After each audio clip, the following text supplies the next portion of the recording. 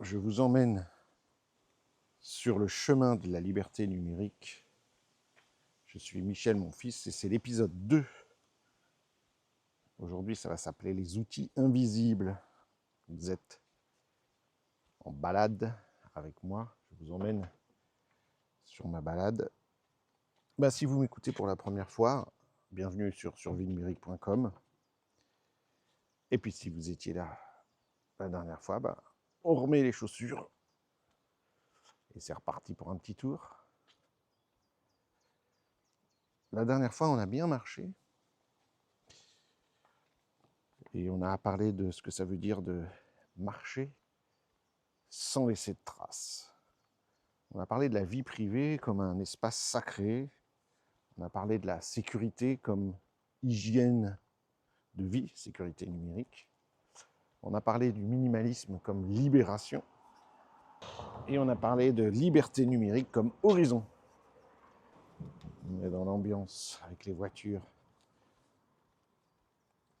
Et à la fin de la dernière promenade, je vous ai dit que la prochaine fois, on parlera d'outils, concrètement, pratiquement. Eh bien, la prochaine fois, c'est aujourd'hui. Je vais être assez honnête avec vous. C'est un épisode que j'ai hésité à faire parce que parler d'outils, c'est un peu dangereux dans ma philosophie, dans ma manière de voir. Parce que c'est un peu le piège du catalogue. On se dit, allez, si j'installe telle ou telle application, ça va aller. Je vais être tranquille, mais ça peut donner une illusion de sécurité. Et puis aussi, les conseils techniques en informatique, en numérique, ça se périme en 6 mois en général, et encore. Et donc, c'est pas ce que je veux faire ici dans cette balade sur le chemin de la liberté numérique. Cette promenade, c'est plus une réflexion en mouvement. Et c'est ça qui va être important plus que les outils. Donc oui, on va parler d'outils, mais on va surtout parler de ce qui se cache derrière les outils. Pourquoi certains outils nous trahissent quand d'autres nous protègent. Et justement, comment faire la différence entre un outil qui nous sert véritablement, un outil qui nous est utile, et un outil qui, au contraire, vous utilise. C'est ça le truc. Et pour ça, il faut marcher. Il faut marcher longtemps. Il faut laisser infuser les idées, parce que la compréhension profonde, ça ne vient pas en lisant une fiche technique vite fait. Ça vient parce qu'on laisse les idées reposer et on laisse les idées traverser l'espace entre deux pas, dans un monde où on ne prend pas le temps. Marcher devient un acte de résistance. Avant de commencer, je voudrais quand même vous faire une précision importante. Moi, je ne suis pas un technicien, je ne suis pas un développeur, je ne travaille pas dans la cybersécurité. Je suis avant tout un marcheur, un observateur, et surtout, je suis quelqu'un qui croit que la liberté numérique est un droit fondamental. Je pense vraiment que la liberté numérique est un droit fondamental, mais que la plupart d'entre nous, on y renonce. Et le pire, c'est qu'on y renonce sans le savoir. On ne sait pas qu'on y renonce, parce qu'on croit que c'est comme ça, on fait comme tout le monde. Pas d'inquiétude, ce sont les dernières voitures. On va bientôt se débarrasser du train-train des voitures. Et je vais vous partager mon expérience personnelle, des années à tester, à changer, à abandonner, à recommencer, des erreurs aussi, des moments où j'ai cru être protégé et où je ne l'étais pas. Ce que je vous offre, c'est un regard, ce n'est pas une vérité absolue. Et ensuite, ce sera à vous de marcher votre propre chemin. Alors, avant de rentrer dans le sujet, je vous le dis que sur mon site survienumérique.com, vous trouverez des ressources qui viennent accompagner cet épisode, des liens vers les outils mentionnés, des tutoriels simples, des guides pratiques, des fiches pratiques. Mais l'audio, et c'est pour ça que je tiens beaucoup à ce podcast, c'est l'âme. Le site, c'est la main, c'est la main qui exécute, mais il nous faut l'âme, il nous faut la philosophie, et il nous faut les deux. Donc la balade complète, c'est ce que vous êtes en train d'écouter, cette balado-diffusion, ce podcast, plus, si vous voulez que ce soit complet, évidemment accompagné par le site. Euh, Imaginez que nos pas nous mènent dans un marché. Il y a les odeurs, les couleurs, le bruit, c'est vivant, c'est humain. Et cette image d'un marché va nous permettre de comprendre le paysage de ce qu'on appelle les données aujourd'hui. Car les humains, dans la société d'aujourd'hui, sont associés à des données. J'avais parlé dans l'épisode précédent d'un double numérique. Imaginez ce marché, chaque étalage, c'est une entreprise qui vend quelque chose. Il y a le poissonnier qui crie ses prix. Ça, c'est Google. Il offre recherche gratuite. Venez faire des recherches sur mon google.com. Il y a le fromager qui vous fait goûter des bons petits produits. Et là, c'est Facebook qui vous connecte gratuitement à vos amis. Il y a le boulanger qui vous donne un petit bon de réduction pour la prochaine visite. Ça, c'est l'application qui vous dit un mois acheté, un mois offert. Mais dans ce marché, il y a quelque chose que vous ne voyez pas. Parce que derrière chaque étalage, il y a un homme en costume guéri qui note tout. C'est pas un man in black, c'est un man in gris. Il note tout ce que vous regardez, tout ce que vous humez, combien de temps vous restez à chaque stand, ce que vous achetez, est-ce que vous revenez, est-ce que vous êtes déjà venu, avec qui vous venez. Il note tout, tout, tout, tout, tout. Il note tout, toutes vos hésitations. Tiens, il a préféré ci, ça. Tiens, là, il s'est arrêté, il a regardé ça et tout. Et toutes ces infos, il les note et puis il va les vendre à d'autres commerçants qui vont les utiliser pour vous faire revenir, qui vont mieux vous connaître pour mieux vous appâter. Ça, c'est le marché des données. Et contrairement au marché réel, le truc, c'est que vous n'avez pas que les hommes en gris existent et qui sont toujours là à surveiller vos moindres mouvements. Vous croyez que le poisson, c'est gratuit, que le fromage, c'est le fromager est généreux, que le bon de réduction est un cadeau, mais en fait, le produit, c'est vous. C'est vrai que cette image-là, déjà, elle est intéressante parce que dans la vraie vie, si vous avez fait un marché, moi je vous recommande. Personnellement, j'évite les supermarchés. Je ne fais jamais. Ça fait des années que je n'ai pas mis les pieds dans un supermarché. En revanche, les marchés avec les producteurs que je connais, les petits bonhommes, les petites bonnes femmes, les maraîchers qu'on rencontre directement, les agriculteurs qui vendent directement du producteur au consommateur. C'est là où je vais, où on peut rencontrer, on peut voir. Mais jamais, jamais, c'est gratuit. Donnez-moi tout ça, donnez-moi ce fromage. Ils ont travaillé dur. Et donc, on paye. Mais dans le monde numérique, c'est bizarre, hein, toute cette gratuité. Alors, pendant cette promenade, on va faire le tour de ce marché, on va regarder chaque étalage, on va comprendre ce qui s'échange vraiment, et on va passer à l'action, on va parler des outils qui vous protègent. Et je vais évoquer 5 catégories, pas 20, 5. Et je vais être honnête avec vous sur les limites de ces outils. Parce que croire qu'un outil, ça résout tout, c'est croire qu'un parapluie va empêcher la pluie de tomber pour toujours. Allez, on marche, on respire, on écoute. Les outils ils sont invisibles, mais après cet épisode, vous ne pourrez pas dire que vous ne les voyez pas. Et oui, les outils invisibles. Déjà, il faut commencer par le commencement. Quand vous sortez de chez vous avec votre téléphone, à votre avis, combien d'entités différentes savent où vous êtes dans les 5 minutes qui suivent? Une entité, c'est, je sais pas, une entreprise, par exemple, géant de la tech.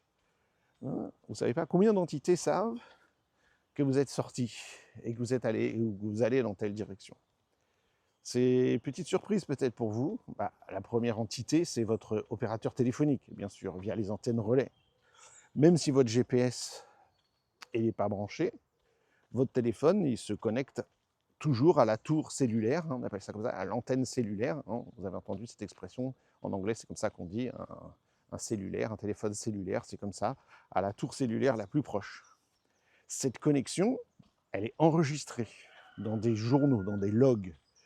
Elle est enregistrée. D'ailleurs, les fournisseurs d'accès comme ça, ils doivent le garder pendant 1 an. Donc pendant 1 an, on peut retracer tous vos pas au mètre près. Bon, en plus, si chez vous, vous étiez connecté à votre fournisseur d'accès Internet, à votre box, hein, c'est différent de votre fournisseur de téléphonie mobile. Donc il y a aussi votre box, et que vous étiez au Wi-Fi, bah, il sait que vous avez quitté le réseau Wi-Fi à telle heure. Votre téléphone, si vous avez laissé le Wi-Fi branché, hein, la touche, c'est pas une touche, mais enfin, Wi-Fi branché, ben, il scanne, et il sonde et il scanne les réseaux Wi-Fi environnants, même sans s'y connecter.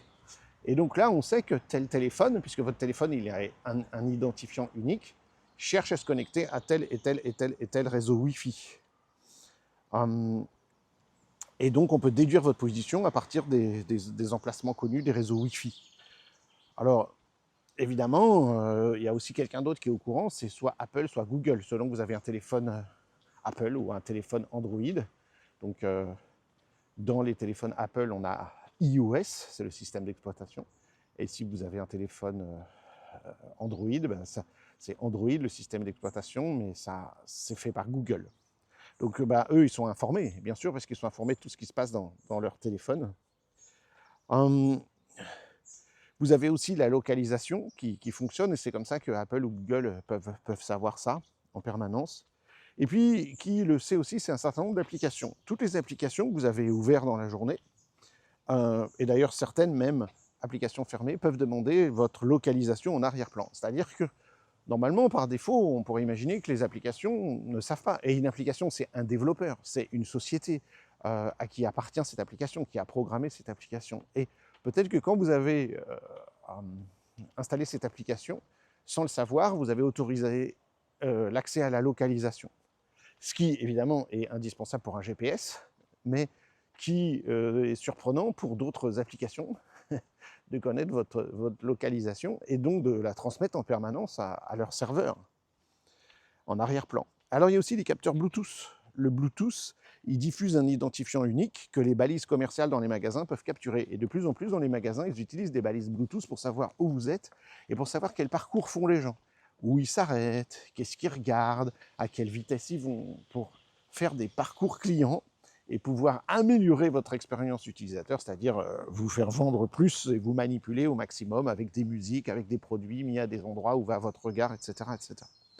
Donc en fait, en 5 minutes, votre position elle a été enregistrée par au minimum 5 entités différentes, sans que vous n'ayez rien fait d'autre que d'avoir votre téléphone sur vous et de marcher.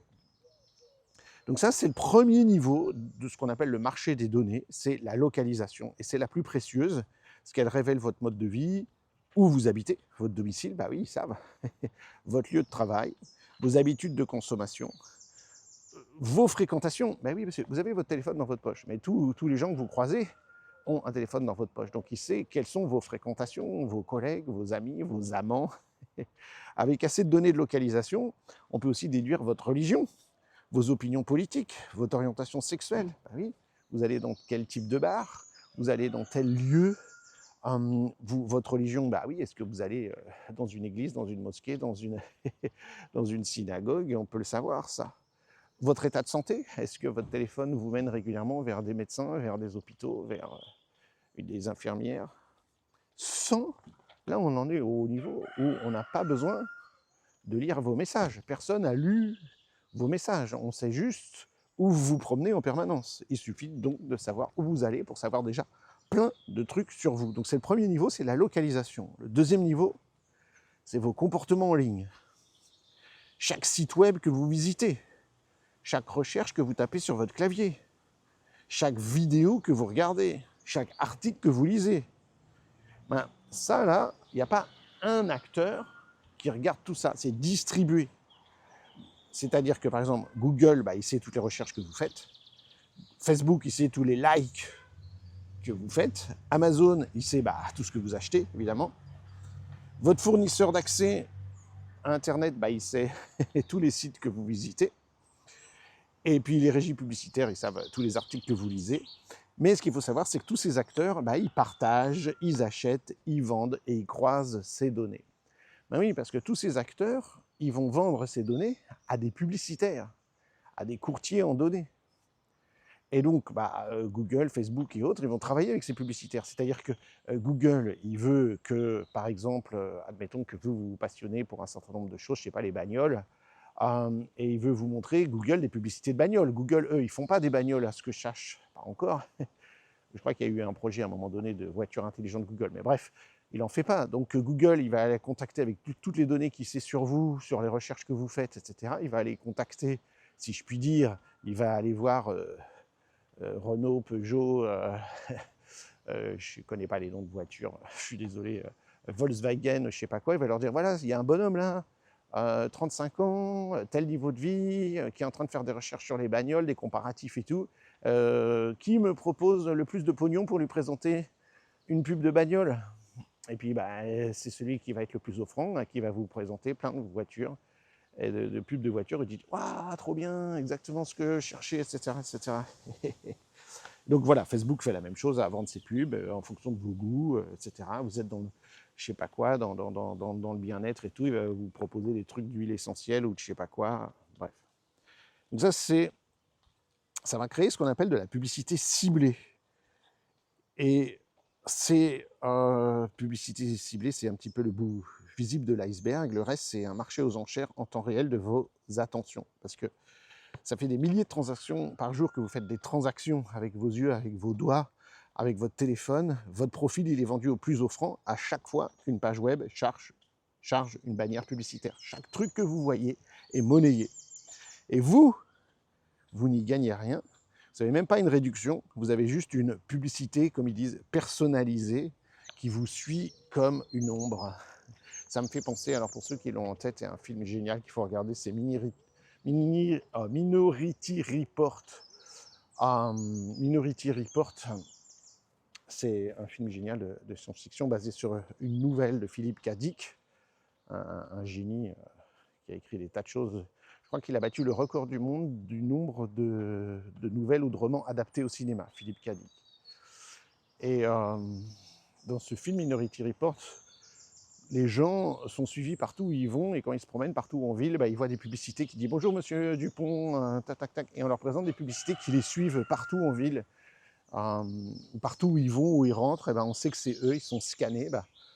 On voit que dans le film, ils sont scannés avec leur rétine. Mais nous, aujourd'hui, il n'y a pas besoin, c'est le téléphone qui est dans la poche qui dit exactement où on est au publicitaire et ce qu'on fait, etc., etc. Troisième niveau, c'est vos communications. Vos messages, vos appels, vos courriels. Alors, il faut nuancer, parce que évidemment, il y a des services que vous pouvez utiliser qui sont chiffrés de bout en bout. Par exemple, si vous utilisez Signal pour vos messages, hein, c'est une messagerie Signal, ben, vos messages ils sont chiffrés de bout en bout. Donc là c'est pur secret, ce n'est lisible que par vous et par votre correspondant. Mais certaines métadonnées peuvent rester accessibles. C'est-à-dire qui appelle qui, à quelle heure, combien de temps, depuis où. Les métadonnées, c'est un peu comme une enveloppe. C'est-à-dire que quand vous envoyez un courrier, autrefois, quand vous envoyez un courrier dans une enveloppe, bah, le facteur, il sait qui écrit à qui, mais il ne peut pas lire le contenu, mais il sait qui écrit à qui.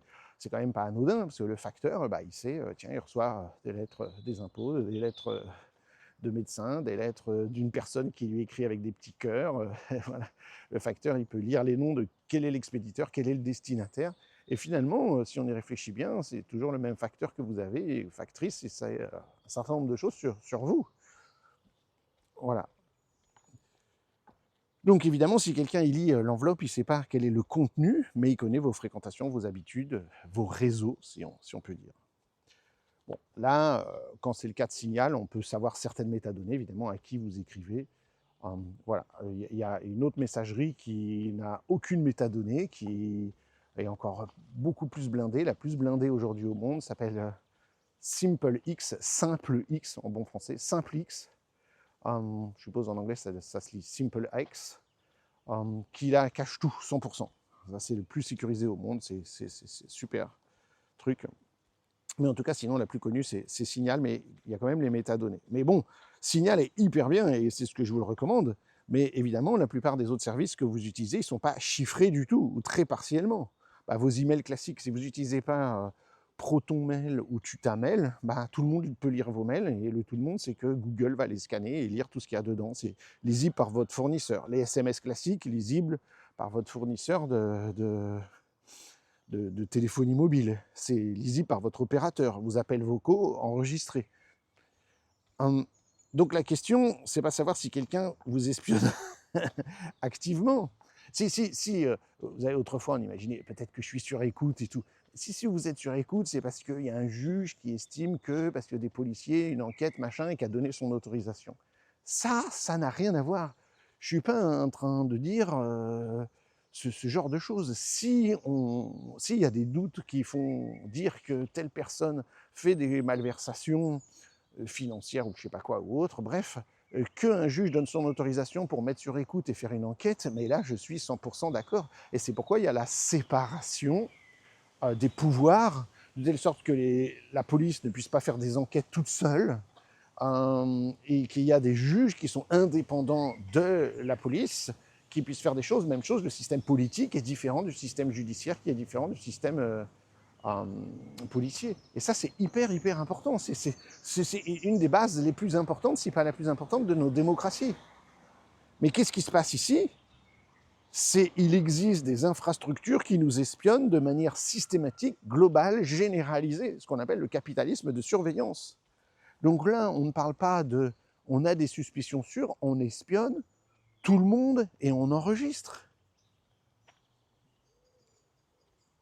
Quatrième niveau, ce qu'on appelle les données passives. C'est celles que vous ne pensez même pas à protéger. Votre liste de contacts, votre calendrier, les petites notes, les petits mémos que vous prenez dans votre téléphone ou votre ordinateur, toutes vos photos et leurs métadonnées de localisation, tout votre historique de clavier, tout ce que vous tapez sur votre clavier, toutes les suggestions de texte que vous voyez apparaître sur votre clavier, votre appareil photo numérique dans votre téléphone qui tag automatiquement les visages, votre montre connectée qui enregistre votre rythme cardiaque et qui le partage sur le cloud et sur le vendeur de la montre, et les fameuses enceintes intelligentes, entre guillemets intelligentes, qui écoutent tout ce qui se passe chez vous. Toutes ces données, elles sont générées en permanence sans que vous y pensiez plus. Et en général, elles sont synchronisées par défaut sur un cloud, chez Apple, chez Google, chez Microsoft. Vos photos, si vous avez des appareils Apple, elles vont directement sur iCloud. Vos documents sur OneDrive, je crois que c'est Microsoft ça. Vos sauvegardes sur Google Drive, c'est Google. Et c'est pratique, mais transparent pas du tout. Parce que tout ça là, c'est non chiffré, et, sauf exception. Et ils vont lire toutes ces données-là, et ils le disent, c'est dans les conditions d'utilisation, et ils vont en faire quelque chose. Vendre de la pub, bien entendu. Dans certains cas, c'est chiffré. Je crois que iCloud, c'est chiffré sur Apple, il faut vérifier. Mais à un moment donné, ça ne l'était pas. Et je pense que ça l'est maintenant. Mais ils ont toutes les métadonnées, n'empêche. Et en plus, vos données, elles sont sur un serveur distant. Là, dans tous les exemples que j'ai cités, elles se retrouvent aux États-Unis. Vos données se retrouvent aux États-Unis, appartenant à des serveurs américains, qui appartiennent à des compagnies américaines. Elles échappent complètement à votre contrôle. Le fournisseur, il peut les analyser. Il peut les utiliser pour entraîner ses algorithmes, ses IA, et les remettre évidemment à des autorités. Alors normalement, sur demande judiciaire. Mais des fois, c'est dire, tiens, on aimerait bien savoir ceci, cela, alors qu'il n'y a pas d'enquête judiciaire sur vous. Et les gouvernements peuvent se mettre à espionner les citoyens, mais là, on est dans une sorte de totalitarisme, excusez-moi. Le truc aussi, c'est qu'évidemment, ils peuvent avoir des fuites de données, et les piratages arrivent tous les jours. C'est-à-dire que, admettons que vous faisiez confiance à ces différents acteurs du numérique, n'empêche qu'ils se font pirater. Et ils se font pirater vos données, avec tous vos mails, avec toutes vos photos, avec tous vos contenus. Et vos photos, il y a vos enfants dessus. Il y a tout un tas de choses. Pourquoi vous les confiez, vos photos? C'est comme je dis, j'arrive chez vous, je dis, tu peux me passer toutes tes photos de famille, de toutes tes photos de famille, privées, perso, tout. Et elle me dit, mais non, c'est personnel, c'est mon mariage, c'est mes enfants, on est en maillot de bain, c'est je sais pas quoi. Non, c'est pas... Si, fais-moi confiance, je vais les garder bien chez moi. Et on fait ça avec quelqu'un aux États-Unis qu'on ne connaît pas. Qu'on connaît, qui ont à chaque fois des procès, qui ont toujours perdu leur procès parce qu'ils ne respectent pas la confidentialité, etc., etc. Donc, en fait, la règle, elle est simple à ce niveau-là. Si vos données ne sont pas sur un appareil chiffré qui vous appartient, en fait, considérez que vos données ne vous appartiennent plus. Ça doit être sur un disque USB ou autre chiffré, c'est-à-dire que seul vous pouvez lire avec le mot de passe qui va bien, qui vous appartient. Alors je sais, hein, ça peut sembler un peu sombre, comme ça, dire waouh, mais tout le but de mon projet survie numérique, de mon bouquin, hein, manuel de survie numérique pour tous, c'est de vous donner des outils souverains, de retrouver votre souveraineté. Donc on dresse le portrait de ce qui existe vraiment. Et le fait de savoir, bah, c'est le premier pas vers la liberté. Si vous vous sentez submergé, c'est normal, et dites-vous que c'est même voulu. Parce qu'ils rendent comme ça le problème un peu invisible. Le problème, il est invisible, et puis aussi, ils se disent, ils aiment passer le mot que ah, on n'y peut rien, on n'y peut rien, c'est comme ça, et puis tout le monde le fait et tout, et on veut jouer là-dessus. C'est leur grande force. Maintenant, le fait de savoir, c'est le premier pas vers la liberté, et maintenant, on va parler des outils qui aident à reprendre le contrôle. Mais voilà, je veux que vous ayez en tête cette image du marché avec tous ces collecteurs invisibles, parce que les outils, que chaque outil dont on va parler répond à un de ces différents niveaux, ces 4 niveaux qu'on vient de passer en revue, voilà, qu'on vient de décrire. Hein. Je le répète, ces niveaux, la localisation, la navigation, les communications, les données passives. On aura un outil par problème, c'est aussi simple que ça. Et on va résoudre tous ces problèmes l'un après l'autre. Il y a 5 outils que je pourrais appeler les 5 catégories d'outils essentiels. Ces outils invisibles, hein, cette petite promenade, je l'ai appelée les outils invisibles. Voilà, c'est ça. Sur les chemins de la liberté, les outils invisibles, pour reprendre le contrôle. Je veux parler vraiment de 5 catégories, pas 5 logiciels. Je ne vais pas dire, voilà, vous allez installer ces 5 logiciels et vous êtes peinard. C'est 5 catégories. Parce que les logiciels, eux, ils changent, mais les catégories, elles restent.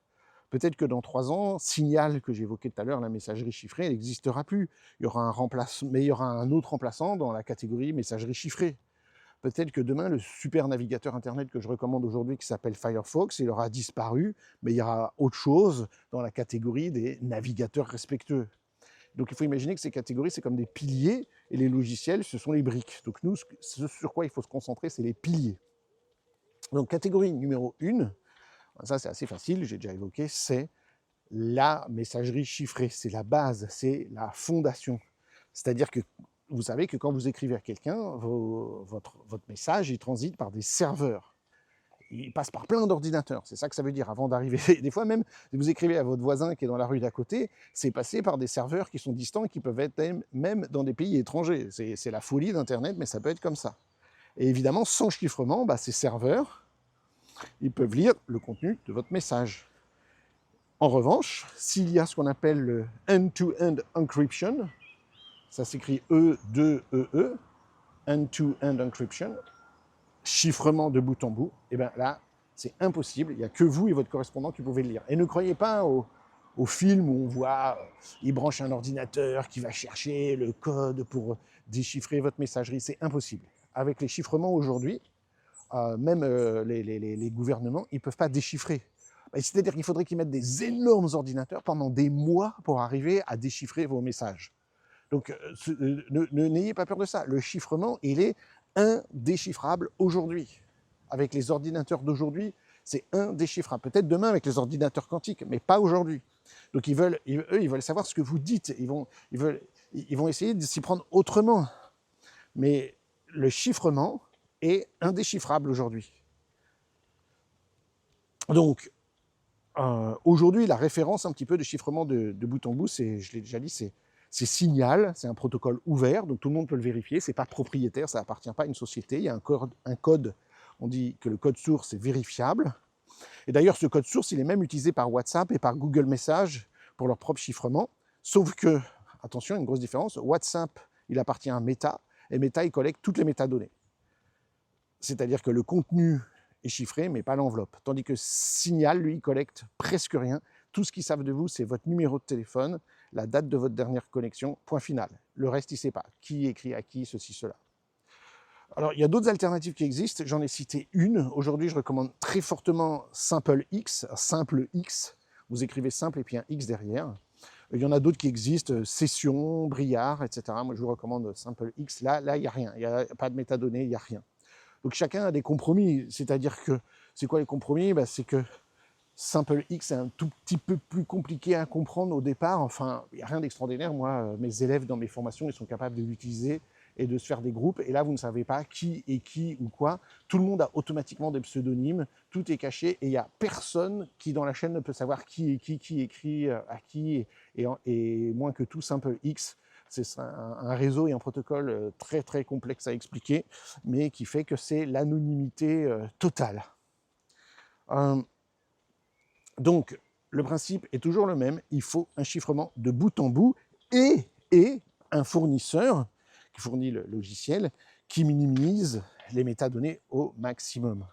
Donc sur le site Survie numérique, hein, et évidemment dans mes formations, alors sur le site vous trouvez des tableaux, des applications, des explications sur, voilà, sur les messageries à utiliser. Et évidemment l'avantage du site c'est que c'est mis à jour régulièrement. Le podcast, je ne sais pas quand vous l'écouterez. Donc le paysage il bouge, hein, le paysage informatique, numérique il bouge, mais le principe lui il ne change pas. Donc la catégorie numéro 1 c'est ça, les messageries. Catégorie numéro 2, hyper important, le gestionnaire de mots de passe. Je l'ai dit à la dernière promenade et je le répète, on ne réutilise jamais le même mot de passe. C'est même la règle numéro 1 de la sécurité numérique et pourtant c'est la règle la plus violée. Parce que c'est un problème humain. Un humain, il ne peut pas retenir plusieurs mots de passe. Combien on a de comptes? La moyenne des Français, c'est plus de 100 comptes différents qui ont sur Internet, des comptes de magasins, de machin. C'est plus de 100. Donc aucun humain ne peut retenir 100 mots de passe complexes. Notre cerveau, il n'est pas fait comme ça. Il ne peut pas faire ça. Donc la seule solution, c'est technologique. C'est d'avoir un coffre-fort numérique qui les stocke tous pour vous, qui est chiffré, et vous retenez qu'un seul mot de passe qu'on appelle un mot de passe maître, c'est le mot de passe de votre gestionnaire de mot de passe. Et en plus, moi, je le connais évidemment, le mot de passe de mon gestionnaire de mot de passe, mais j'utilise mon empreinte digitale. Donc, no problemo, je n'ai même pas à le taper à chaque fois. Je mets mon empreinte digitale et j'ai accès à tous mes mots de passe qui vont se rentrer automatiquement. Aujourd'hui, la grosse recommandation de tous les experts, et la mienne également, c'est Bitwarden. Bitwarden, B-I-T-W-A-R-D-E-N, c'est open source, là aussi le code est ouvert, c'est audité régulièrement, et dans sa version de base, c'est gratuit.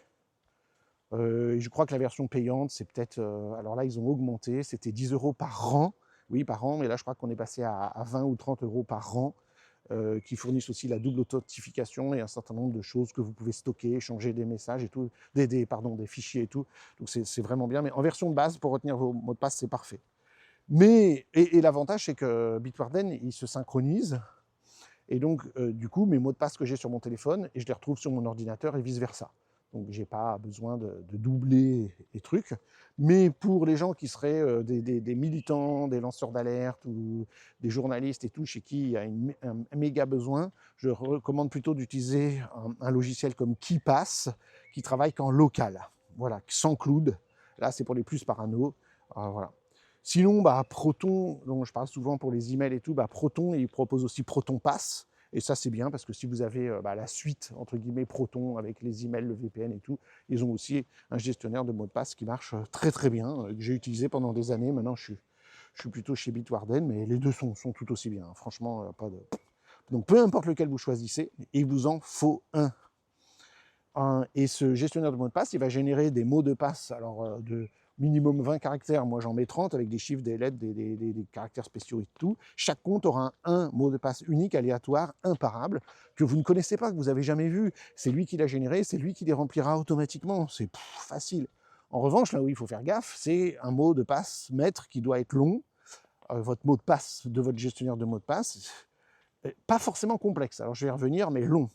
Aujourd'hui, les experts en sécurité informatique préconisent plutôt une phrase de passe que vous pouvez retenir, mais que personne ne peut deviner. Vous comprenez que si vous avez, vous utilisez par exemple 2WX, point d'exclamation, machin, sur 10 caractères, c'est un super mot de passe, mais c'est que 10 caractères. Vous allez guère pouvoir en retenir plus que 15 avec des moyens mémotechniques, et j'en connais des moyens mémotechniques qui permettent d'eux, et je les enseigne dans mes formations, et c'est super bien, et c'est très pratique. Il y a des super moyens mémotechniques, par exemple, connaître toute une phrase ou une citation et d'utiliser la première de chaque lettre, et avec des trucs pour intercaler des caractères spéciaux et tout. Donc c'est faisable. Mais en fait, ça restera peut-être 5 ou 10 caractères, enfin 10 ou 12 ou 13 caractères. Mais si vous avez une phrase genre « le canard vert mange des gaufres au café », Mais en fait, c'est bizarre, mais c'est plus sûr, parce que la longueur, c'est ce qu'on appelle une phrase de passe, elle bat la complexité. Je vais juste vous dire des choses, je ne vais pas le développer maintenant, mais cette phrase doit être faite avec ce qu'on appelle le Diceware, c'est-à-dire un dictionnaire. Je ne peux pas trouver une phrase de quelque chose qui existe, ou une citation, ou un poème, parce que là, ça ne marche pas, parce qu'ils ont, je veux dire, il y a une logique qu'utilisent les pirates, les logiciels pour craquer tout ça. Donc ça doit être des mots aléatoires. Donc en fait, il y a un truc, c'est qu'il y a des sortes de dictionnaires de mots. On tire un dé, on tombe sur un mot, puis sur un autre, puis sur un autre, puis on les associe, puis après, il faut se faire une image mentale. Vous voyez, bon là, le canard vert mange des gaufres au café. Voilà, c'est plus sûr que X majuscule 7, dièse, K minuscule, P, 2, point d'exclamation, machin et truc. Parce que c'est long. L'autre, il a 1, 2, 3, 4, 5, 6, 7, 8 trucs. Bah, vous comprenez que le canard vert mange des gaufres au café avec des points d'exclamation entre ou des machins. Bah, c'est beaucoup, beaucoup plus. Donc, c'est quasiment impossible à craquer. Mais il faut que ce soit des mots aléatoires. Là, c'est peut-être pas un super exemple, mais bref, vous avez compris l'idée. J'explique ça sur le site. J'ai fait un article sur le sujet, sur les phrases de passe. Catégorie 3, le navigateur respectueux. Votre navigateur Internet, c'est une fenêtre sur le monde numérique, en fin de compte. La plupart du temps, on va aller sur Internet via notre navigateur Internet. Et il faut imaginer que cette fenêtre sur l'Internet, elle est équipée de caméras cachées, en permanence. Par exemple, Chrome, c'est le navigateur le plus utilisé au monde, fabriqué par, vous le savez, Google. On dit Google Chrome. Non, non, Google, son modèle économique, il repose sur la vente de vos données publicitaires. Google, c'est la plus grande agence de publicité qui ait jamais existé dans toute l'histoire de l'humanité. 80% des revenus de Google se font par la publicité. Donc, tout ce que vous faites, tout ce que vous tapez, partout où vous allez est enregistré par Google, croisé avec des tas d'autres données, avec votre mail, avec votre numéro de téléphone, avec les vidéos que vous regardez sur YouTube. YouTube appartient à Google, avec tous vos emails. Si vous utilisez Gmail, Gmail appartient à Google. Il lit avec l'IA, ils le disent, c'est dans les conditions. Tout ce que vous écrivez, tout ce que vous recevez, toutes vos lettres d'impôt, toutes votre lettre d'amour, tous vos trucs de travail, il les lit et il les combine avec toutes vos recherches Internet et il sait tout sur vous. On n'utilise pas Chrome, on va utiliser à la place Firefox, vous n'allez pas voir la différence, c'est un autre navigateur Internet, et vous allez rajouter une extension qui s'appelle uBlock Origin, j'en parle à chaque fois, et uBlock Origin va vous couper toutes les pubs, tous les pisteurs, tous les trackers, comme on dit, vont être coupés, terminez les pubs sur Internet, même sur YouTube, vous ne verrez plus de pubs, bye bye, uBlock Origin, c'est gratuit, paf, un clic, c'est fait, terminez les pubs, terminez les pistages. Ou vous pouvez utiliser Brave, le navigateur Brave, ceux qui veulent parler en anglais, et qui bloque nativement les trackers. Les pisteurs en bon français. Donc c'est encore plus important, là je viens de parler des navigateurs Internet qui marchent bien sur l'ordinateur, mais sur le téléphone c'est encore plus important, parce que Chrome sur Android, donc la même version, le navigateur Internet Chrome, mais sur Android, sur votre téléphone, il collecte encore plus de choses. Safari, sur iOS, évidemment il est bien intégré dans la philosophie, ils appellent ça une philosophie, dans le technosystème Apple, mais ça reste propriétaire. Après, vous avez d'autres navigateurs, par exemple Firefox Focus, c'est une version simplifiée de Firefox et qui efface tout à chaque session. C'est un excellent choix pour les téléphones mobiles, par exemple.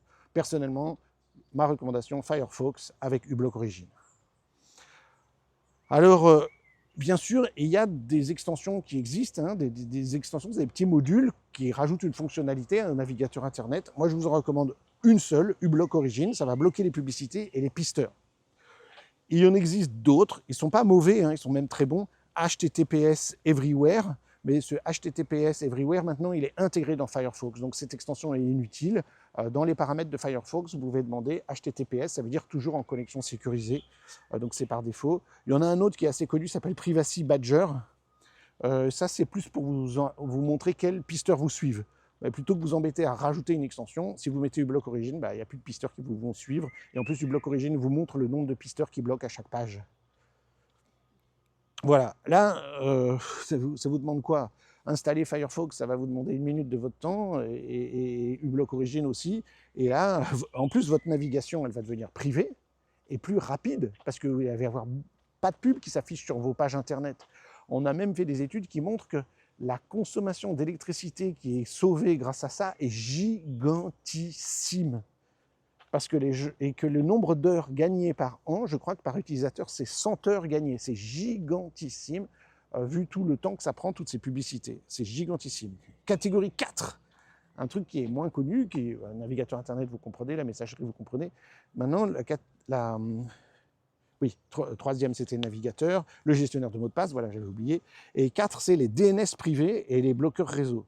Là, c'est le truc que personne ne connaît, et pourtant, c'est un truc hyper puissant, ce qu'on appelle les DNS. Vous savez qu'à chaque fois que vous tapez une adresse web, une adresse Internet d'un site Internet, par exemple l'excellent site survienumérique.com, votre appareil va faire ce qu'on appelle une requête DNS.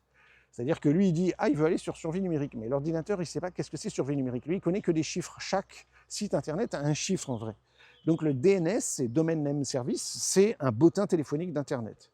Donc lui, il va traduire survienumérique.com en une adresse IP, donc une adresse précise avec des chiffres qui est compréhensible par les machines. Et évidemment, par défaut, cette requête, elle est faite, le bottin téléphonique, il est au niveau de votre fournisseur d'accès Internet. Et donc, du coup, votre fournisseur d'accès Internet, en France, Free, Bouygues, SFR, il m'en manque un, Free, Bouygues, SFR, Orange, je crois, bref. Du coup, il sait quel site vous visitez, parce qu'à chaque fois que vous voulez aller quelque part, vous lui demandez c'est quoi l'adresse de, c'est quoi l'adresse. Il dit ah tiens, mais vous imaginez, il sait tous les sites que vous visitez. Si je savais tous les sites que vous visitez, je saurais beaucoup de choses sur vous. Parce que vous visitez, je vais juste parler de politique, vous visitez des sites d'extrême droite, d'extrême gauche, d'extrême centre, des sites d'écologie, des sites de défense des animaux, des sites de quoi, vous allez regarder quoi. Je sais beaucoup de choses sur vous, dis donc. Donc,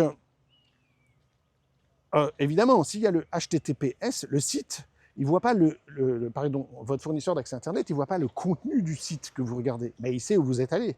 Il voit les noms de domaine, il voit les adresses. Après, c'est facile. Hein. Il ne sait pas ce que vous faites sur la page, où vous vous arrêtez, combien de temps vous... Enfin, mais il sait beaucoup de choses. Enfin, si, il sait combien de temps vous y restez, parce qu'il sait quand vous sortez du site. Donc, en fait, il faut utiliser ce qu'on appelle un DNS chiffré. Et alors là, c'est assez facile parce que dans Firefox, dans les paramètres, Firefox, ça doit être les paramètres sécurité ou quelque chose comme ça, vous pouvez sélectionner des DNS. Ce qui est bizarre, c'est que par défaut, il n'y en a pas. Donc, du coup, quand il n'y en a pas, les DNS, c'est ceux de votre fournisseur d'accès Internet. Et vous pouvez demander d'utiliser un autre. Alors, les plus connus, il y en a 3, les plus connus. Un assez connu, c'est Quad9, QUAD 9. Ça, c'est un service suisse sans journalisation. Donc, sans journalisation, ça veut dire que il n'enregistre pas, il ne mémorise pas où vont les gens. Donc ça, c'est très important. Et en plus, Quad 9, il bloque les domaines malveillants. Au fur et à mesure qu'ils savent qu'il y a des domaines malveillants, là où il y a des, on va dire des virus, des arnaques et tout, il les bloque. Et donc, vous vous trouvez sur un site, par exemple, dangereux, et il vous dira, vous ne pouvez pas accéder à ce site. Et ça, c'est très important. Donc ça, c'est le plus connu. Donc, vous pouvez sélectionner ça dans votre liste DNS, vous mettez DNS chiffré, vous pouvez sélectionner Quad 9 ou Cloudflare DNS. Cloudflare, ça marche très bien, c'est très rapide, ils sont très efficaces, mais c'est américain. L'autre c'était suisse, excusez-moi, vous savez qui je vais préférer entre le suisse et l'américain. Et il y en a un autre qui existe, et oui, figurez-vous, Next DNS, NEXT DNS, ça sont des Français qui ont fait ça, il est hyper bien. Je parlerai une autre fois, ou ça se trouve, j'ai fait un épisode de podcast sur NextDNS, mais ils sont très bien. Personnellement, c'est eux que j'utilise. Mais voilà, Quad 9, c'est très bien. Cloudflare, c'est bien aussi, c'est juste aux États-Unis.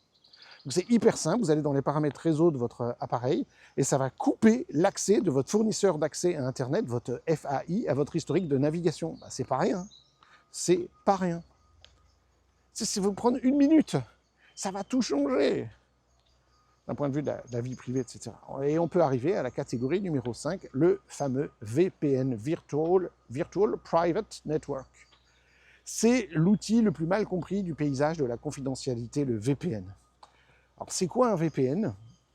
Ça va chiffrer votre trafic, donc tout ce que vous faites, entre votre appareil, téléphone, ou ordinateur, ou tablette, ou console de jeu, ou je ne sais pas quoi, et le serveur distant.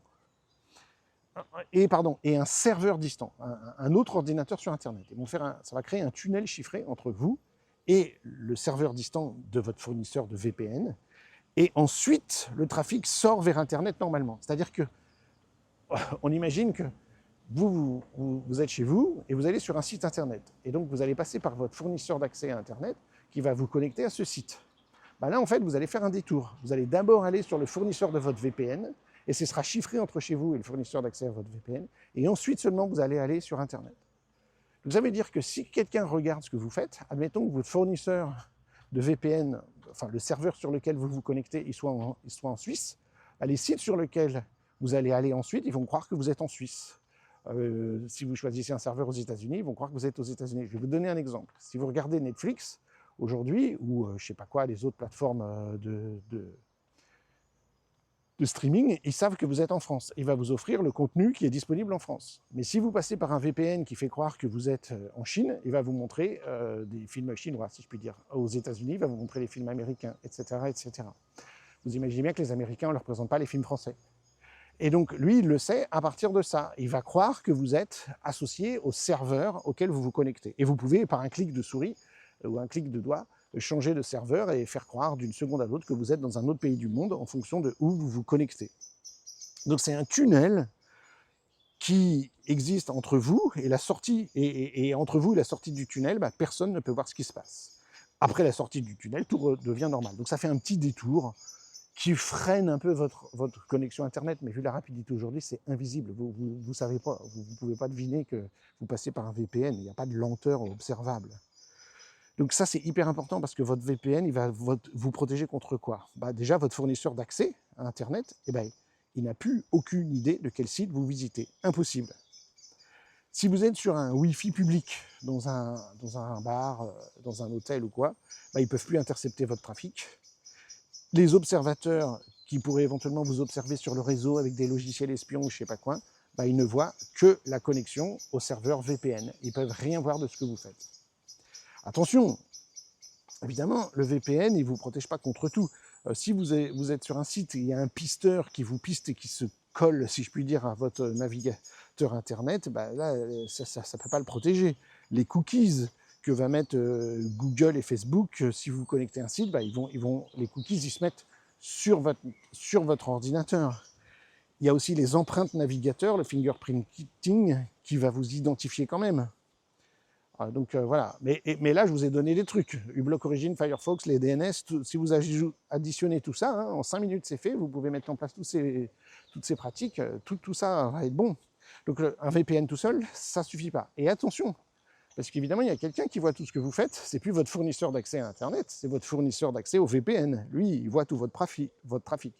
Donc c'est pourquoi il va falloir choisir un fournisseur de VPN qui a des politiques extrêmement strictes. Donc ça, c'est un choix absolument crucial. Il n'y en a pas 36, il n'y en aura que 3 que je vais vous recommander. Il faut choisir un VPN digne de confiance, qui est audité, avec source ouverte, donc on sait ce qu'ils font. Il n'y a pas de ce qu'on appelle une backdoor, une porte dérobée. Donc il y en a 3 qui sont vraiment recommandables, que moi je vous recommande. Il en existe peut-être d'autres, mais les 3 que les experts recommandent, il y a Mullvad, c'est suédois, M-U-2-L-V-A-D, Mullvad. Et là, vous n'avez même pas besoin de compte. Ils vont juste vous donner un numéro et vous pouvez même payer en cash dans une enveloppe. Ça veut dire que de toute façon, si vous prenez le service chez eux, ils ne savent pas qui vous êtes eux. Donc, à partir du moment où ils ne savent pas où vous êtes, s'ils ne peuvent pas savoir qui vous êtes protégé de toute façon. Il y en a un autre qui est génial, qui est IVPN, qui a des audits indépendants régulièrement, donc on sait ce qu'ils font. Et le troisième, c'est ProtonVPN, qui est suisse, entièrement transparent sur sa police, etc. Alors il faut savoir qu'ils ont tous le même prix. C'est 5 € par mois, 4,99 € par mois. C'est un investissement à faire. C'est un investissement à faire. C'est indispensable. Ça doit faire partie du package. Je vais sur Internet, j'ai mon VPN que je vais pouvoir utiliser et sur mon téléphone et sur mon ordinateur. Et même moi, je l'utilise sur ma box Internet, etc. Donc ça, c'est important. Ces 3 acteurs-là, ils n'ont pas de log de journalisation, donc ils ne vont pas mémoriser qui se connecte à qui, et où, et quoi, et quand, et qu'est-ce, etc. Et dans la plupart des cas, ils vont vous demander aucune donnée pour s'abonner chez eux. Donc ils ne savent pas qui vous êtes, donc à ce moment-là, vous êtes vraiment tranquille. Alors, un conseil hyper important. Fuyez les VPN gratuits. Vous savez le truc, si c'est gratuit, c'est toi le produit. Qu'est-ce qu'ils font ces VPN? Ils mémorisent tout ce que vous faites et ils les vendent à des agences de pub. C'est prouvé, c'est documenté. Ils vendent votre trafic. C'est ironique. C'est-à-dire que vous achetez ça pour être anonyme et eux, ce qu'ils font, c'est qu'ils le revendent pour faire des profils. Non, ne faites pas ça. Ne retenez que ça. Si vous êtes chez un autre acteur, je vous recommande fortement de changer. Je ne vais pas donner de nom ici, je ne veux pas d'histoire de procès ou de machin. Voici mes 3 recommandations que tous les experts en sécurité recommandent. Et là, c'est unanime, donc c'est pas pour rien. IVPN, Mulvad, ProtonVPN. Attention, le VPN, c'est un outil de sécurité réseau. C'est pas non plus Harry Potter, hein, c'est pas un manteau d'invisibilité, une cape d'invisibilité. Ah, et ben on a parcouru du chemin, hein, la promenade n'est pas finie, hein. Vous pouvez m'écouter en plusieurs fois. Première catégorie, messagerie chiffrée pour vos communications. Deuxième catégorie, gestionnaire de mots de passe pour vos accès à tous vos comptes. Troisième catégorie, un navigateur Internet respectueux pour toutes vos recherches et tout ce que vous faites sur Internet. 4, utilisez des DNS privés, un annuaire privé pour toutes vos requêtes sur le réseau, sur Internet.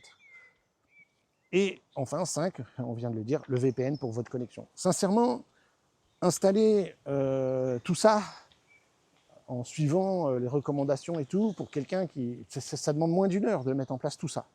C'est 5 piliers, 5 couches de protection. Chacune attaque un niveau différent de la collecte de données que je vous ai décrit en début de promenade.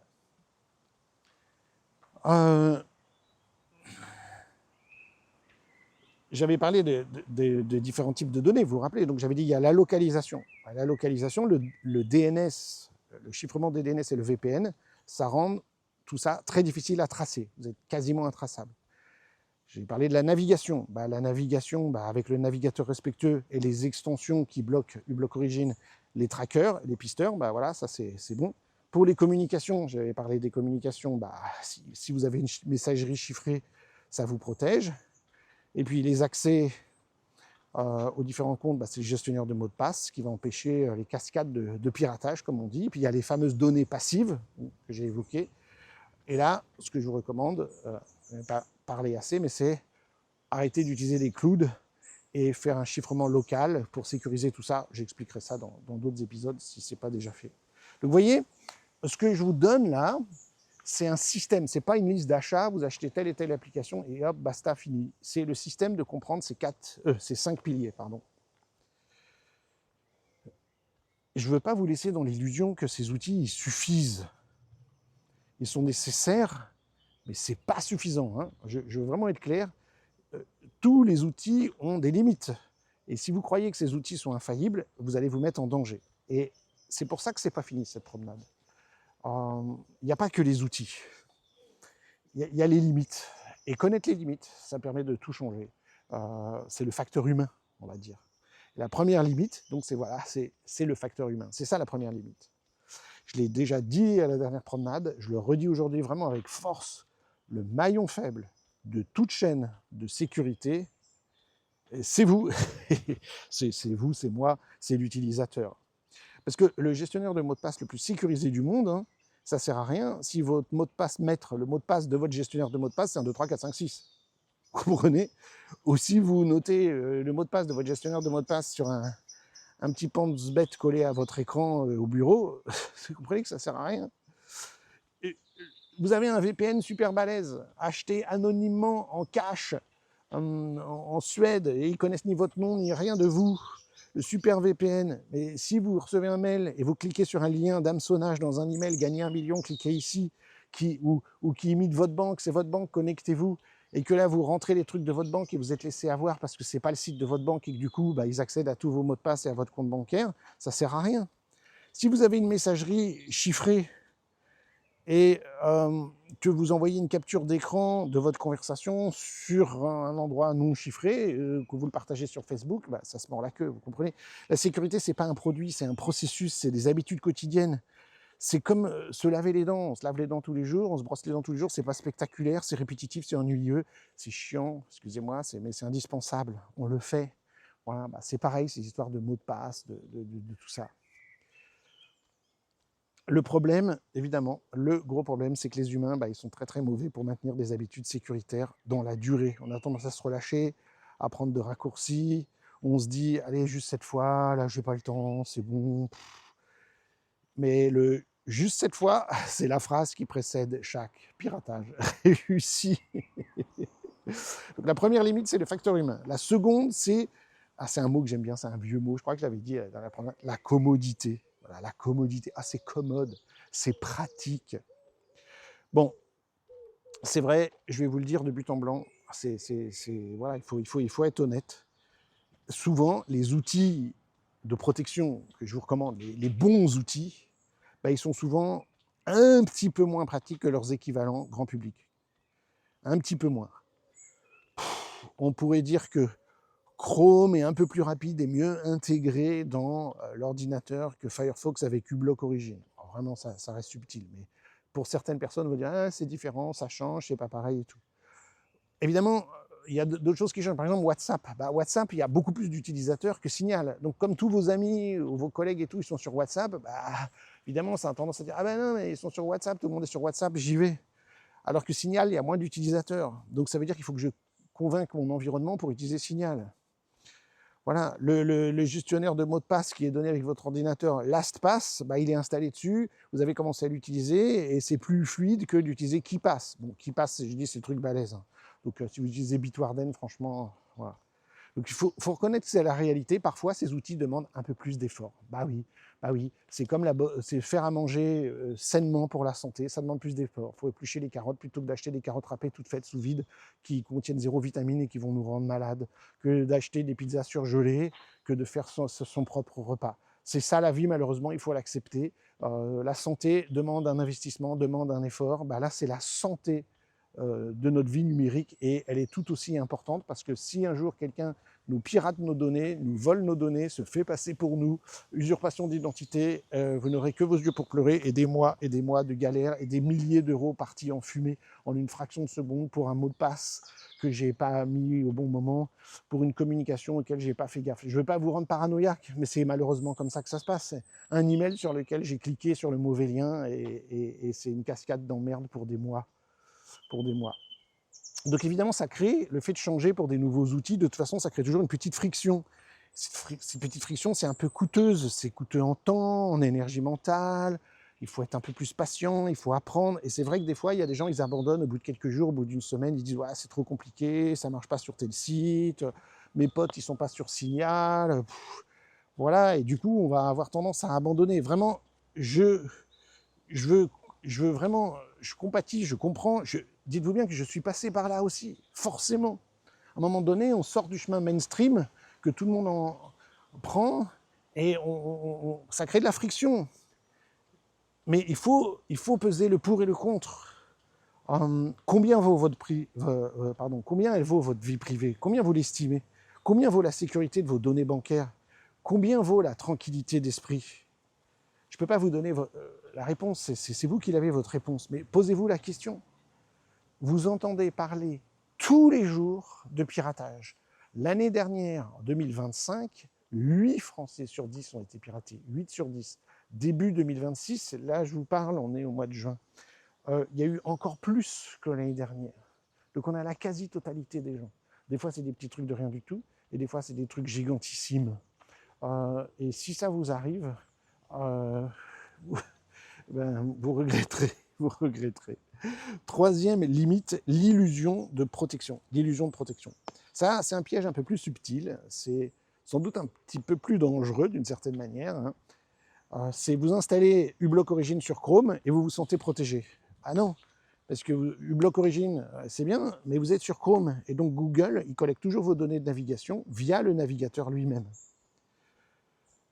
Vous dites, ah, j'ai fait ce qu'il a dit, Michel, mon fils, j'ai installé un VPN et ah, c'est bien, je suis anonyme. Non, parce que votre empreinte navigateur vous identifie de manière unique sur tout l'Internet. Vous dites, ah ouais, c'est chouette, j'utilise WhatsApp, ils ont dit que c'était chiffré. Ben non, parce que Meta, il analyse à qui vous parlez et quand. Et ça, les informaticiens, ils aiment bien parler anglais, hein, c'est ce qu'ils appellent en anglais le security theater, le théâtre de la sécurité, hein, le cirque de la sécurité, ou le théâtre de la sécurité. On a des rideaux qui ressemblent à des murs, des portes qui sont verrouillées, mais qui sont en fait des fenêtres ouvertes. Alors, l'illusion de la protection, c'est souvent pire que l'absence de protection. Parce qu'au moins, quand on sait qu'on est vulnérable, on est plus prudent. Hein, j'ai vu des gens, par exemple, ils veulent parler de conversations un peu sensibles et ils disent « Non, j'éloigne mon téléphone, je le mets au loin, je le coupe et tout. » Parce qu'ils savent qu'il y a des espions dans le téléphone, donc ils font gaffe. Mais si toi tu te dis, oh, mon téléphone c'est bon, j'ai tout bien configuré, et il m'espionne plus, et vous vous croyez protégé, vous allez prendre des risques. Bon, la quatrième limite, c'est la dépendance au fournisseur. Donc, quatrième limite, la dépendance au fournisseur. Alors vous choisissez Bitwarden, par exemple, pour votre gestionnaire de mot de passe. Très bon choix. Vous leur faites confiance, très bon choix, vous avez raison. Michel, mon fils, a dit Bitwarden, j'utilise Bitwarden. Mais voilà, dans 3 ans, qu'est-ce qui peut se passer? Bitwarden, ils peuvent changer de modèle économique, ils peuvent faire exploser leur prix. Bah là, par exemple, ils sont passés de 10 € par an à, je crois, 28 € par an. Bon, ça va, je trouve que pour le service, 10 € par an, c'était vraiment pas cher. Mais si demain, ils passent à 100 € par an, wow! Ou alors, les fonctionnalités gratuites, vous l'utilisiez pour les mots de passe, maintenant, c'est plus gratuit. Ou, pire, ils se font racheter par un groupe moins transparent. Voyez. Autre dépendance, le cloud. Ah bah ça c'est pratique, mais c'est une méga dépendance. Vous avez un mot de passe pour accéder à votre cloud. Je pense aux gens qui utilisent les produits Apple. Vous avez iCloud et tout se met dessus. Tout, vos conversations, vos photos, tout ce que vous faites sur vos appareils Apple se met dessus et se synchronise dessus. Mais en fait, la seule clé qu'il y a, c'est votre mot de passe maître. Il ouvre tout. Et cette clé, elle repose sur un serveur distant que vous ne contrôlez pas. Et c'est pourquoi, parce que certains ils vont préférer des solutions locales. Il y a le plus connu qui est hyper bien, c'est KeePass XS, pardon, voilà, un peu dyslexique, KeePass XC, qui fait que, voilà, moi, je vais utiliser KeePass XC et je vais pouvoir chiffrer mes données sur mon disque dur, à moi, chiffré, zéro dépendance externe, zéro fuite possible sur un cloud. Ce disque, il n'est pas connecté à Internet. Toutes mes données, mes photos, mes vidéos personnelles, mes trucs de travail, tout, paf, sur un disque chiffré en local. Évidemment, il y a un compromis, parce que si je perds ce disque, bah, je perds tout.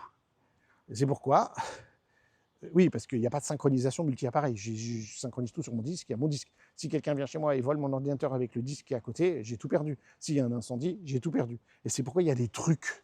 Il y a des trucs comme, bah, en fait, des sauvegardes, j'en ai plusieurs. Et ce disque, il tourne, enfin ce disque, j'en ai 2. Il y en a un qui reste à la maison et l'autre qui va au boulot. Celui du boulot va de temps en temps à la maison et vice-versa. Ce qui fait qu'il n'y en a jamais 2 au même endroit. Et donc, il y a toujours un backup du backup, une sauvegarde de la sauvegarde. Voilà, ça c'est très important. Donc vous voyez, ce n'est pas des solutions parfaites, ce sont des compromis. Et ce dont je viens de parler, c'est une habitude. Ça veut dire le vendredi soir, quand vous partez du boulot, vous prenez le disque qui est au boulot, le lundi matin, vous amenez l'autre qui est à la maison, vous avez fait des sauvegardes entre-temps, etc. Mais ça, moi, ça me prend 1 minute. Chaque soir, quand j'ai travaillé, j'appuie sur un bouton qui synchronise tout sur mon disque dur externe. Ça veut dire que j'ai une copie dans l'ordinateur, une sur le disque dur externe. Et régulièrement, ce disque dur externe, il se copie sur un autre qui est ailleurs. Donc voilà, que j'emmène ensuite ailleurs. C'est ce que j'enseigne dans mes formations, toutes ces habitudes, ces trucs auxquels les gens ne pensent pas, ils disent « Waouh, si j'avais su » et tout, et ça devient transparent. Mais ça s'apprend. Donc 5e et dernière limite, on va pas en faire 36 000, mais 5e limite, c'est l'évolution constante du paysage numérique. Vous savez, ça change vite. Les outils que je vous ai cités aujourd'hui, bah, franchement, je ne peux pas savoir dans 3 ans qu'est-ce qui va se passer. Ça pourra être obsolète, piraté, racheté, changé. Signal, que je recommande aujourd'hui à 100%, bah, il pourrait changer sa politique. Bitwarden, il pourrait ajouter des fonctionnalités controversées. Les navigateurs Firefox et autres, ils peuvent suivre les tendances Google. Et puis voilà, bref, le paysage numérique, il évolue trop vite. Vous savez bien que les conseils qu'on donne dans ce domaine-là, ils ne peuvent pas rester valables indéfiniment. En revanche, ce qui compte, comme je vous l'ai dit, ce n'est pas les outils spécifiques, Bitwarden, machin truc, Firefox et tout, c'est la démarche qui compte. C'est la capacité à se questionner, à vérifier, à adapter, à prendre les principes. C'est ça qui compte. Et c'est pour ça, j'ai le site survienumérique.com où il y a des mises à jour, il y a des analyses, bref, etc. Donc n'hésitez pas. Il y a aussi l'infolettre, inscrivez-vous à l'infolettre. En plus, vous recevrez un guide de 14 pages qui vous donne plein de trucs. Il y a l'infolettre. Voilà. Et puis mon bouquin, Manuel de survie numérique. Allez-y. Donc gardez en tête que les outils sont des moyens, ce n'est pas une fin en soi. Le but, c'est la liberté, c'est la vie privée, c'est la dignité numérique. Si un outil, il sert ces objectifs-là, on le garde. S'il commence à trahir ces valeurs, on le remplace. C'est plus important d'être flexible que d'être fidèle en informatique. C'est important cette flexibilité. Moi, il y a des outils que j'ai recommandés vraiment pendant des années, puis un jour, on dit wow, là non, c'est plus possible, je ne peux plus les recommander, on va passer à autre chose. Évidemment, nouvelle friction, nouvel apprentissage, etc. La vigilance, elle doit être continue. Des choses qui sont sécurisées aujourd'hui peuvent devenir vulnérables demain. Voilà. Bon, on approche de la fin de cette promenade. On s'est bien promené. On a marché, on a réfléchi, on a découvert des trucs, on a dépeint le marché des données, on a identifié 5 catégories d'outils essentiels et j'espère que vous avez compris leurs limites profondes. Maintenant, il faut passer à l'action, parce que c'est bien beau tout ça, la théorie, les belles promenades, mais sans action, c'est juste, comme on dit, en tant que formateur, on dit ça, de la connaissance sans action, c'est juste de l'information. Et l'information, ça n'a pas d'impact réel. Donc un petit défi d'ici au prochain épisode. En général, je publie un épisode par semaine. Donc ça vous laisse une semaine jusqu'à la prochaine balade. Vous choisissez une catégorie parmi les 5. Juste une. Vous ne dites pas, je vais tout faire d'un coup et tout. Après, on est perdu, ça fait trop. Choisissez une, vous installez l'outil, vous le testez et vous l'utilisez pendant 7 jours, pendant une semaine. Vous le testez, vous l'essayez. Si c'est le gestionnaire de mots de passe, si c'est le navigateur Internet avec uBlock Origin, si voilà, vous essayez un VPN, etc. Donc si par exemple vous choisissez le gestionnaire de mots de passe, bon là je vous ai recommandé Bitwarden, ben, vous allez générer 10 nouveaux mots de passe forts et vous les remplacez pour vos... Enfin, vous allez sur vos comptes principaux. Premier, vous allez sur votre compte de mail, votre boîte mail, vous changez son mot de passe, vous l'enregistrez dans Bitwarden, Bitwarden va le générer pour vous. J'ai tout un tutoriel sur le site internet qui explique comment faire tout ça. Sur votre banque, sur vos réseaux sociaux, vous changez vos mots de passe très forts, enregistrez-les dans Bitwarden. Si vous choisissez la messagerie chiffrée, ah bah alors le truc, admettons, installer Signal et puis persuader une personne, allez, votre compagne, votre compagnon, vos enfants, d'utiliser Signal avec vous. Vous envoyez un premier message de test, vous vérifiez que les clés de sécurité, il y a un petit cadenas qui va apparaître qui montre qu'ils utilisent aussi Signal, que ça correspond bien, paf. Si c'est un navigateur internet privé, bah vous supprimez votre historique de navigation actuel, vous effacez tous les cookies, c'est possible dans les préférences du navigateur, vous installez uBlock Origin, et pendant 7 jours, vous naviguez avec ce nouveau navigateur avec uBlock Origin. Vous allez voir, bye bye les pubs, ça fait une différence. Si c'est le DNS privé, bah, vous allez dans les paramètres de votre téléphone. Faites-le dans le téléphone, bien sûr. J'ai oublié, mais dans votre téléphone ou dans votre ordinateur. Et vous mettez DNS. Vous tapez DNS dans les paramètres de votre téléphone, vous allez trouver ça. Et vous passez Quad 9. Il le propose, c'est ça le truc, il le propose. Quad 9, Quad 9, ou NextDNS s'il vous le propose.